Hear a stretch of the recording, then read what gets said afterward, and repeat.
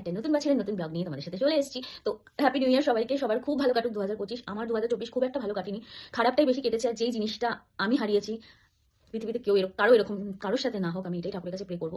আর চাইবো 2025টা যদি আমার লাইফের সব থেকে বেস্ট বছর হয়। তো সবাইকে হ্যাপি নিউ ইয়ার। আর নতুন ব্লগ নিয়ে আছে চলে এসেছি। আজকে নতুন বছরের প্রথম কাজ যেটা হচ্ছে, আমরা পুজো দিতে যাবো। তো ঘুম থেকে উঠে গেছি, এখন 9টা 5 হয়ে গেছে, 10টার মধ্যে বেরোবো। তো চলো ঝটপট করে স্নান করে নিই, ফ্রেশ হয়ে নিই, তারপর তোমাদের সাথে দেখা হচ্ছে। আজকে ব্লগটা যদি ভালো লাগে তাহলে অবশ্যই কি করতে হবে, লাইক শেয়ার সাবস্ক্রাইব। চলো সবাই নিয়ে দেখা করি। স্নান করে চলে আসার পর আমি চুলটাকে ভালো করে ড্রাই করে নিচ্ছিলাম। তারপর আমি এখানে মেকআপ করার আগে এনভাইবির প্রাইমারটা ইউজ করে নিই, যাতে বেসটা খুব ভালো হয়। এখন রেডি হয়ে গেছি, এবার বেরোচ্ছি পুজো দিতে যাওয়ার জন্য। চলো, এই মন্দিরে গিয়ে তো ভিডিও করতে পারবো না, কিন্তু যতটুকু পসিবল দেখা। তো আমরা এখানে তো গাড়ি নিয়ে বেরিয়ে পড়েছি, কারণ গাড়ি নিয়ে যাচ্ছিলাম, কারণ আমরা ভেবেছিলাম আজকে গাড়িটাকেও পুজো দেবো বছরের প্রথম দিন। আর আমরা একটু ম্যাচিংও কালারের ড্রেস পরেছিলাম। বাট গিয়ে দেখছি এত ভিড়, তো আমার তো মাথা ঘুরে গেছে, গাড়িটা সেদিনকে পুজো দেওয়া হয়নি। তো আমি এখান থেকে ঠাকুরকে পুজো দেওয়ার জন্য বাটা কিনে নিয়েছি। আর এখানে হাজব্যান্ডও তো ভিড় দেখে মানে ভয় পেয়ে গেছে, কোথায় লাইন বোঝাই যাচ্ছিল না। তো চলো পুজোটা দিই। পুজো দিয়ে তো এখন আমরা বেরিয়ে পড়েছি বাড়ি যাওয়ার জন্য। আর মন্দিরে প্রচুর ভিড় হয়েছিল, যেটা তোমাদের দেখিয়েছিলাম। বাট আমার এক বান্ধবী আছে যে প্রচুর হেল্প করেছিল, যার জন্য আমরা মন্দিরে তাড়াতাড়ি পুজো দিতে পেরেছি। আর খুব ভালোভাবেও অঞ্জলি দিতে পেরেছি। তো আমি এখানে ভয়েস ওভার দিচ্ছি, কারণ আমার গাড়িতে গান চলছিল, তাই কপিরাইট চলে আসবে। তো চলো বাড়ি যাই, তারপর পায়েস রান্না করব, কী কী করবো সব দেখাবো তোমাদের। বাড়ি আসার পর আমি এখানে তুলসী মাকে জল দিতে গেছিলাম। আর এর মিনি আমাকে প্রচণ্ড ডিস্টার্ব করে এই সময়, জানি না কেন এত দুষ্টু হয়েছে।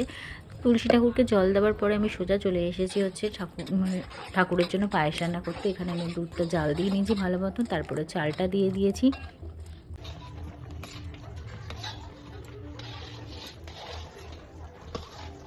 তো আমি কিন্তু চালটা ম্যাক্সিমামটা সেদ্ধ হয়ে যাওয়ার পরে কিন্তু আমি কাজু কিশমিশটা অ্যাড করলাম। এখন আমি কোনো চিনি একটু দূরে সরে আসলাম, কারণ কথা বলছি, যেহেতু ঠাকুরের জন্য করছি এটা। তো আমি এখনো পর্যন্ত কিন্তু চিনি কিছু ইউজ করিনি, কেননা ভাতটা পুরো সেদ্ধ হয়ে, চালটা পুরো সেদ্ধ হয়ে যাওয়ার পরে কিন্তু আমি চিনিটা দেবো না। তো যদি আগে আমরা চিনি দিয়ে দিই তাহলে কিন্তু চালটা সেদ্ধ হবে না। আর গোবিন্দভোগ চাল কিন্তু সেদ্ধ হতে বেশিক্ষণ সময় লাগেও না, শুধু একটু আমাকে ধৈর্য ধরে নাড়িয়ে যেতে হবে, যদি লেগে না যায়, এটাই। এরকমভাবে দেখো কতটা বড় হয়ে এসেছে। তো চালটা আরেকটু সেদ্ধ হয়ে আসলেই আমি এর মধ্যে মিষ্টিটা অ্যাড করবো, তারপর ঠাকুরকে ভোগ দেবো।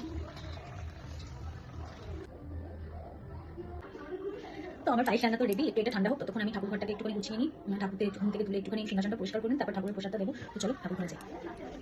ঠাকুর ঘরে এসে ঠাকুরকে ঘুম থেকে তুলে আমি এখানে প্রসাদ ঠাকুরকে দিয়ে দিচ্ছি।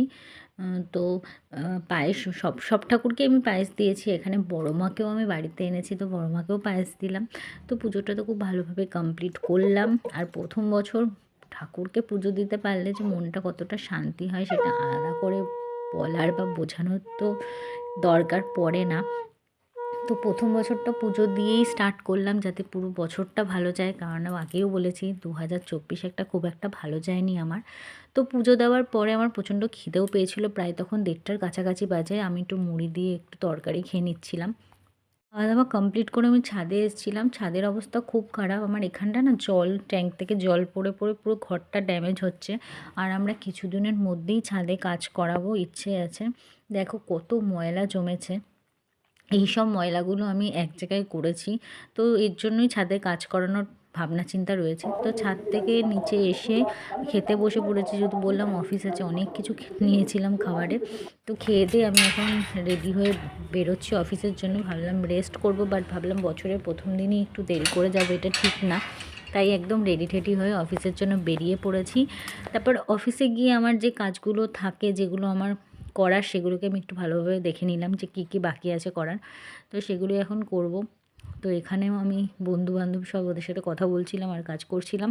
তারপরে বছরের প্রথম দিন মিষ্টিমুখ না করলে হয়, তখন নড়েল গুড়ের আমি সন্দেশ খাচ্ছিলাম। সন্দেশটা দারুণ ছিল খেতে। খাওয়া দাওয়া করে তার মধ্যে একটু হাসাহাসিও হচ্ছিল। থেকে চলে এসেছি বাড়ি। আর এখন একটু রেস্ট করবো। আর আজকে রান্না বান্নার কোনো ব্যাপার নেই, আজকে হচ্ছে বিরিয়ানি আছে। তো রাত্রে ডিনারটা করবো বিরিয়ানি দিয়ে। আমি ওটা বাইরে থেকে নিয়ে এসেছি, যেহেতু আজকে ইভিনিং শিফটের ডিউটি ছিল।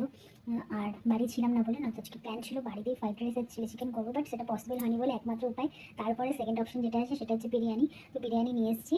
তো বিরিয়ানি রাত্রে ডিনারে আছে, তো কখন ভাবছি তাড়াতাড়ি ডিনারের টাইম হবে আর খাবো। তো এখন এর জন্য একটু রেস্ট করছি, তারপর রাত্রে ডিনারটার সময় তোমাদের সাথে বিরিয়ানিটা কেমন এনেছি। আমি অ্যাকচুয়ালি এনেছি হচ্ছে, আমি যে দোকান থেকে বিরিয়ানি আনি ওই দোকানে চিকেন চাপটা খুব টেস্টি, তাই আমি চিকেন চাপ আর শুধু নর্মাল বিরিয়ানি আলু বিরিয়ানি এনেছি।